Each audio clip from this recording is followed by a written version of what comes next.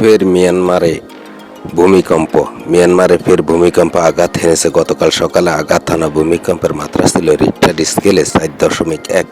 দেশটির জাতীয় ভূমিকম্প কেন্দ্র এনসিএস এক বিবৃতিতে এ তথ্য জানায়। এনসিএস বলে, ভূমিকম্পটি 10 কিলোমিটার গভীরে আঘাত হানে, যার ফলে আফটার শকের আশঙ্কা দেখা যায়। এর আগে প্রায় গত 28 মার্চ 7.7 মাত্রার মহাশক্তিশালী ভূমিকম্পে কেঁপে ওঠে মিয়ানমার।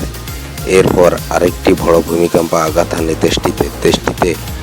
1 শতাব্দীর বেশি সময়ের মধ্যে আঘাত হানা সবচেয়ে শক্তিশালী ভূমিকম্প।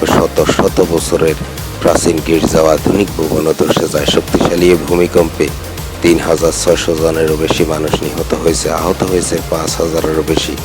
এছাড়া ভূমিকম্পে ক্ষতিগ্রস্ত ভবনের নিচে এখনও শতাধিক মানুষ নিখোঁজ রয়েছে।